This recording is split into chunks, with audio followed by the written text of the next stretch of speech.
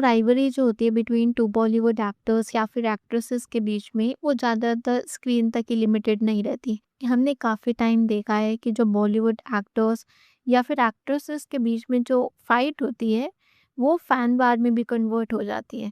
But currently जो अलग fan वार हो रही है बिटवीन दीपिका पादुकोण एंड आलिया भट्ट के फैंस में, उन्होंने लिमिट ही क्रॉस कर दी है।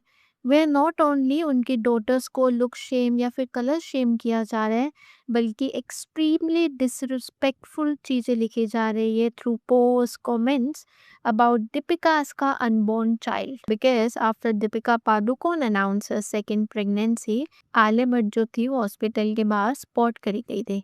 And that's exactly where the entire controversy started. And now Deepika and Alia Bhatt की दोनों डॉटर्स को ड्रैग किया जा रहा है इस कंट्रोवर्सी में। तो शुरू से स्टार्ट करते हैं। तो ये एंटायर फियास्को स्टार्ट हुआ था जब दीपिका पादुकोण ने अपनी पॉजिटिव न्यूज़ अनाउंस करी थी।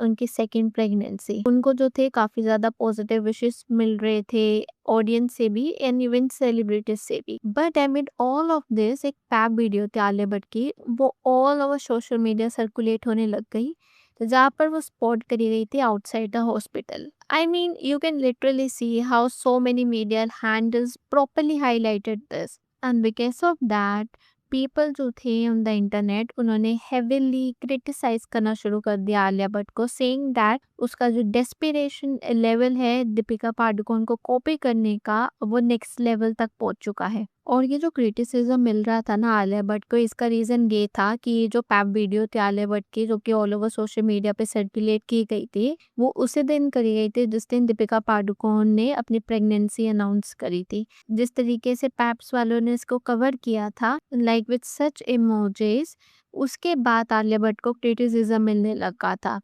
And it would be okay if this happened on any random day because people could have considered it a coincidence. But if something like this happened at such timing and जो media जो थी वो उसको project कर रही थी इस तरीके से, then how exactly can people call it a coincidence? But then Alia Bhatt के फैंस उसको डिफेंड करना शुरू हो गए by saying कि can't she normally go to a hospital. It is actually right कि ऐसा हो सकता है कि वो नॉर्मली हॉस्पिटल गई हो, but as we know in Bollywood जो पैप्स जो होते हैं ना वो कहीं पर भी स्पॉट नहीं करे जाते। कोई एयरपोर्ट पर है, कोई इवेंट पर है या फिर कोई हॉस्पिटल के बाहर है, उनको कॉल किया जाता है एक्टर्स के प्रयास के थ्रू कि वो यहाँ पर स्पॉट करे जाएंगे एंड आपको यहाँ पे उनको पैप करना है। तो ऐसा हो सकता है कि जब आलिया भट्ट भी हॉस्पिटल में गई हो तो आलिया भट्ट के पिया ने कॉल किया हो आज आलिया भट्ट हॉस्पिटल के बाहर होगी तो उसको वहाँ पे पैप करना है। आफ्टर दिस जो फैन वार जो थी दीपिका पादुकोण और आलिया भट्ट के बीच में वो काफ़ी ज़्यादा एक्सेलरेट होने लग गई ऑन द इंटरनेट, जहाँ पर जो दीपिका के फैंस थे वो ऐसे हाईलाइट कर रहे थे कि जो आलिया भट्ट के फैंस है या फिर जो उसकी पीआर है वो अलिजेडली कलर शेम या लुक शेम नहीं कर रही सिर्फ दीपिका पादुकोण को बल्कि उसकी डॉटर को भी कर रहे हैं।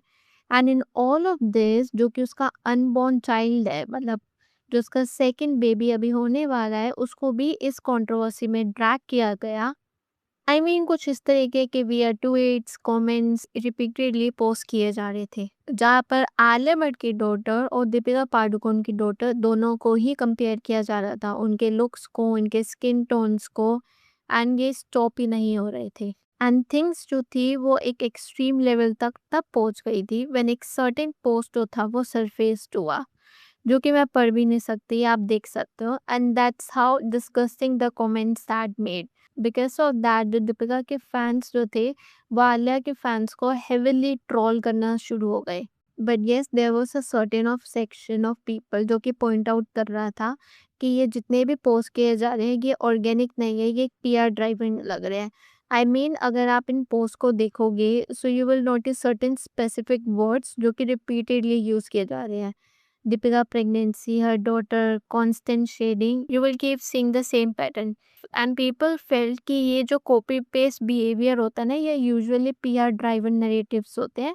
It means that someone may be running a paid negative hate campaign to push all of this.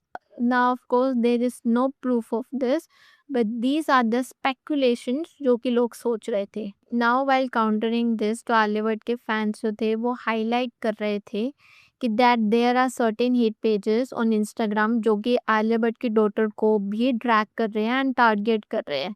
Now, see, in my opinion, in the end of the day, these are celebrities. But before that, जो childrens को drag किया जा रहा है इसके अंदर, no matter जिसके भी children है, वो काफ़ी ज़्यादा problematic है. Because if you want to be a part of fan war, at least criticize Alia या फिर Deepika based on their craft या फिर public interviews, statements. तो वो तब भी लॉजिकल लगते हैं, बट उनके चिल्ड्रंस को इस टॉक्सिक वार में ड्रैग करना इज वेरी प्रॉब्लमैटिक एंड जो भी इस चीज में इन्वॉल्व है इज वेरी रॉन्ग.